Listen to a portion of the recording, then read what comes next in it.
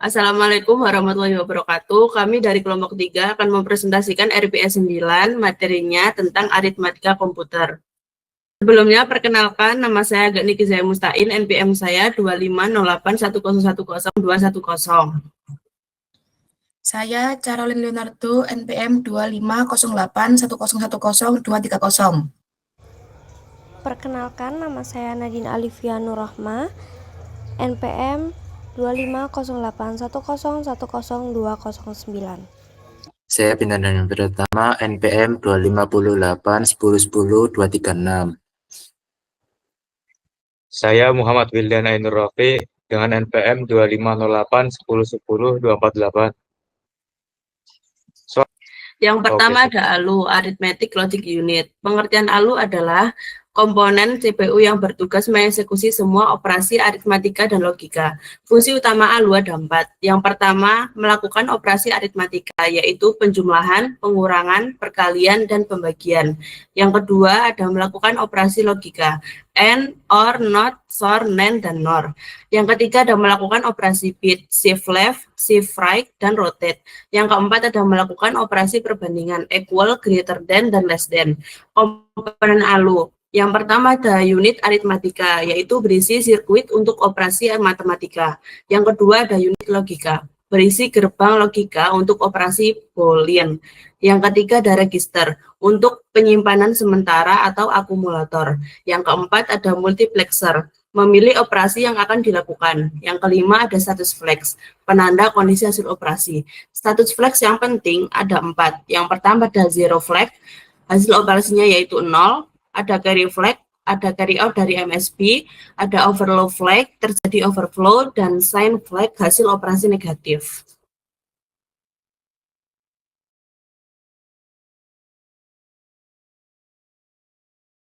Selanjutnya ada representasi integer. Ada 2, yaitu bilangan tak bertanda dan bilangan bertanda.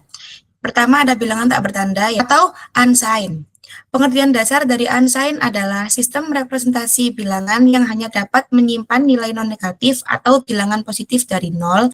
Tidak ada representasi untuk bilangan negatif dalam format ini. Jadi untuk bilangan unsigned dalam sistem digital, rentang nilainya sangat jelas dan terbatas. Jika kita punya n bit, maka nilai yang bisa direpresentasikan adalah dari 0 sampai 2 pangkat n dikurangi 1. Contoh, misal kita pakai 8 bit, nilai minimalnya adalah 0, dan maksimalnya adalah 2 pangkat 8 min 1 sama dengan 255. Jadi, dengan 8 bit, kita hanya bisa mewakili bilangan bulat dari 0 hingga 255. Lalu ada representasi biner. Di sini semua bit digunakan untuk nilai, tidak ada yang namanya bit tanda. Setiap bit mewakili pangkat 2. Ada MSB dan LSB. MSB atau most significant bit ada di paling kiri, nilainya 2 pangkat n min 1. Kalau LSB ada atau least significant bit ada di paling kanan, nilainya 2 pangkat 0 atau 1. Contoh kita pakai 8 bit lagi. Jadi MSB dari 8 bit adalah 2 pangkat 7. Kenapa kok pangkat 7? Karena kan MSB 2 pangkat n min 1 atau 2 pangkat 8 min 1 jadi 2 pangkat 7. Lalu LSB-nya adalah 2 pangkat 0 sama dengan 1. Lalu ada karakteristik. Beberapa karakteristik penting yang harus kita ingat. Yang pertama ada nilai minimum selalu 0 atau tidak ada nilai negatif. Yang kedua nilai maksimum adalah 2 pangkat n min 1. Lalu yang terakhir ada overflow. Overflow terjadi jika kita mencoba menyimpan nilai yang lebih besar dari 2 pangkat n min 1. Misal pakai 8 bit lagi. Jika kita mencoba simpan angka pakai angka 256, sistem akan overflow karena batasnya dari 8 bit kan 255. Next.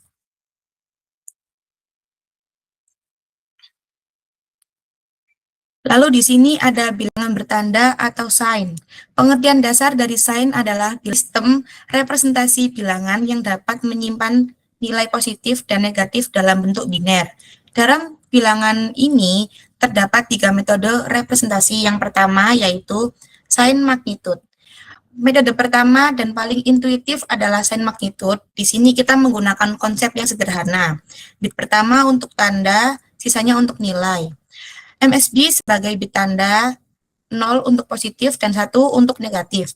Bit sisanya menunjukkan nilai absolut. Di situ ada contohnya. Terus kekurangan dari sign magnitude ini adalah ada dua representasi 0. Yang pertama ada plus 0 dan min 0. Ini tidak efisien dan menyulitkan operasi matematika. Next. Lalu metode yang kedua ada one complete. Karena sign magnitude punya masalah, dikembangkanlah akhirnya menjadi metode one complete. Konsep dari metode ini adalah bilangan negatif sama dengan kebalikan bit dari bilangan positif. Contoh, plus 5 maka min 5. Kelemahan dari metode ini adalah masih ada dua 0, plus 0, dan min 0. Lalu operasi aritmatika juga masih rumit dalam metode ini. Lalu yang terakhir ada to complete atau yang paling umum. Ini adalah metode yang paling direkomendasikan. Dan metode ini hampir digunakan semua komputer modern. Cara kerjanya adalah bilangan negatif sama dengan one complete plus 1. Contoh, plus 5 sama dengan 00, 00, 01, 01. Lalu one complete-nya adalah 11, 11, 10, 10. To complete-nya 11, 11, 10, 11 atau min 5. Keunggulan dari to complete ini hanya ada 1 0, lalu operasi aritmatika juga lebih sederhana, atau penjumlahan atau pengurangannya sama aja. Yang terakhir, standar industri yang digunakan semua proses modern. Selanjutnya adalah aritmatika integer. 1. Penjumlahan biner. Dilakukan langsung dengan representasi biner. Dilakukan pada unit aritmatika dan logika ALU. Sebenarnya adalah menggunakan gerbang logika kombinasional yang disebut adder. 0 tambah 0 sama dengan 0, 0 tambah 1 sama dengan 1, 1 tambah 0 sama dengan 1, 1 tambah 1 sama dengan 0, dan kiri 1. Contohnya ini. 011, 011, atau 27 ditambah 3 ditambah 001101 atau 13 sama dengan 101000 atau 40. Yang kedua adalah pengurangan dengan two's complement. Aritmatika pengurangan biner yang dilakukan pada unit aritmatika dan logika ALU sebenarnya adalah menggunakan gerbang logika kombinasional yang disebut subtraktor.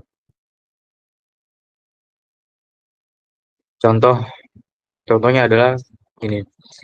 7 atau sama dengan 000111 dikurang 5 1111 011 terus komplement dari 5 sama dengan 000010 sama dengan 2, carry dibuang. Next. Yang ketiga adalah deteksi overflow. Aturan untuk two's complements. Overflow terjadi ketika 1. Penjumlahan dua bilangan positif menghasilkan negatif. 2. Penjumlahan dua bilangan negatif menghasilkan positif. Contoh overflow 4 bit. 011 plus 7 ditambah 001 plus 1 sama dengan 1000 min 8. Tidak overflow. 1000 atau min 8 ditambah 111 min 1 sama dengan 011 sama dengan min plus 7. Tidak overflow. Kemudian ada perkalian.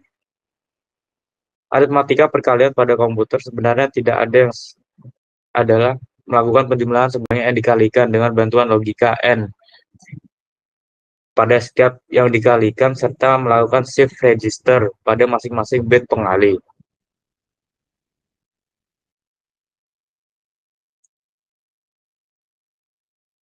Seperti yang kita lihat, ini adalah contoh perkalian dari aritmatika integer. Yang kelima adalah pembagian. Algoritma restoring division. langkahnya adalah yang pertama 1101 dikurang 1010 sama dengan 0011 bisa. Yang kedua 0011 dikurang 1010 sama dengan tidak bisa atau selesai. Hasil 10 sisa 11. Untuk catatan, turun 2 bit jika tidak dapat dikurangi oleh pembaginya, maka jumlah bit hasilnya diberikan 0 pada sisa pertamanya.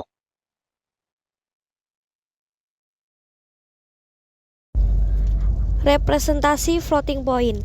Untuk menuliskan bilangan floating point atau bilangan pecahan dilakukan dengan menuliskan dalam bentuk eksponensial, sehingga bilangan tersebut memiliki bilangan dasar, bilangan pemangkat, dan basis bilangan tersebut. Di sini ada representasi, yaitu tanda plus atau minus. S signifikan itu bisa disebut juga mentisa. E adalah eksponen, B adalah basis. Selanjutnya ada eksponensial. Penulisan bilangan floating point dengan cara eksponensial dapat menyebabkan adanya kemungkinan sebuah bilangan ditulis dengan cara yang sangat bermacam-macam. Selanjutnya ada representasi floating point. KO Profesor Aritmatika mendukung dua representasi floating point dengan standar IEEE 754 tahun 1985. Ada dua, yaitu short dan long. Short ini atau 32 bit presisi tunggal dengan basis F7H. Long 34 bit atau presisi ganda dengan bias 3FFH. Dan di sini ada format penulisan menurut standar IEEE 754. Di sini ada 1 bit yaitu disebut tanda, 8 bit disebut baset eksponen, 23 bit adalah fraction atau signifikan, dan 11 bit basis eksponen, 62 bit adalah fractional atau signifikan. B. Format ganda atau double format yaitu disebut 64 bit. Pada format tunggal, bit paling kiri digunakan untuk representasi tanda 0 jika positif dan 1 jika negatif. Sedangkan 8 bit berikutnya adalah pangkat atau eksponen yang direpresentasikan dalam bentuk bias. Yang terakhir, bagian 23 bit ini digunakan untuk menunjukkan bit dari bagian fraction. Ya, oke, terima kasih. Baik, selanjutnya ada operasi aritmatika floating point. Operasi aritmatika pada bilangan floating point dapat mengoperasikan bilangan mantisa dan bilangan pemangkat secara terpisah.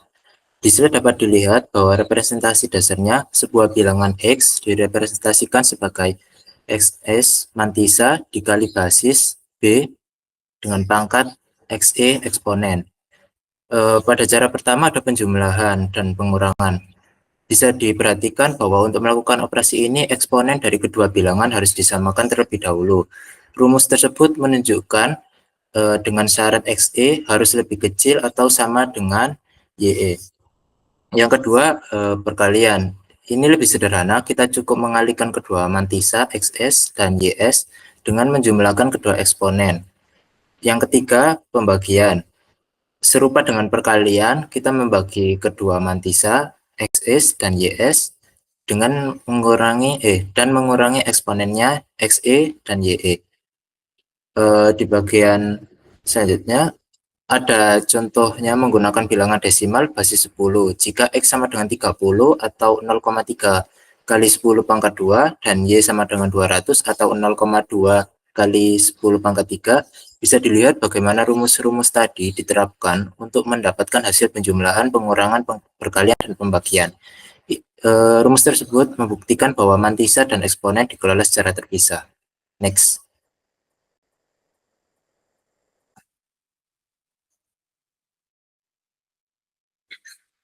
Penambahan dan pengurangan floating point. Pada langkah awal, kedua operan dipindahkan ke register yang digunakan oleh ALU. Bila floating point memiliki bit signifikan implicit, harus dibuat explicit. Umumnya, eksponen dan signifikan disimpan di register lain akan digabungkan lagi jika hasil telah diperoleh. Langkah pertama, periksa bilangan 0. Ini adalah langkah optimasi. Jika salah satu operan atau angka adalah 0, maka hasilnya adalah operan yang lain. Untuk kedua, perataan signifikan atau mantisa. Ini adalah langkah krusial. Kita tidak bisa menjumlahkan atau mengurangkan dua angka jika eksponennya berbeda. Jadi kita harus menyamakan eksponennya. Caranya adalah dengan menggeser mantisa dari bilangan yang memiliki eksponen lebih kecil dan menyesuaikan eksponen hingga sama dengan eksponen yang lebih besar. Yang ketiga, tambahkan atau kurangkan signifikan. Kedua eksponen sama, barulah kita bisa menjumlahkan atau mengurangkan mantisanya. Keempat, normalisasi hasilnya. Hasil dari penjumlahan atau pengurangan tadi mungkin tidak dalam format floating point yang standar. Misalnya mungkin terjadi overflow pada mantisa. Oleh karena itu, kita perlu melakukan normalisasi, yaitu menggeser mantisa dan menyesuaikan kembali eksponennya agar sesuai dengan format standar yang ditentukan. Next.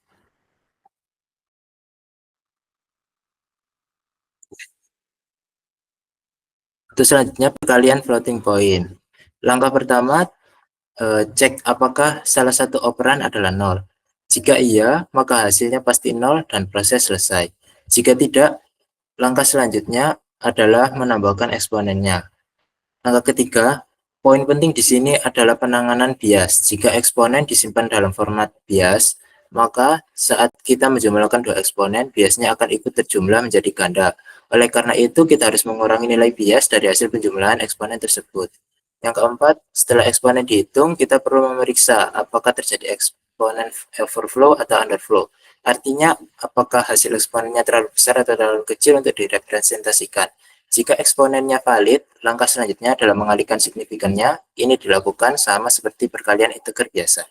Yang terakhir, hasil perkalian tadi mungkin perlu dinormalisasi dan dibulatkan agar sesuai dengan format standar. Next. Selanjutnya pembagian floating point. Prosesnya sangat mirip dengan perkalian. Awalnya lakukan pemeriksaan terhadap 0. Di sini ada dua kondisi penting. Jika bilangan pembagi adalah 0, ini adalah kondisi error dan hasilnya diset ke tak hingga atau infinity. Jika divided,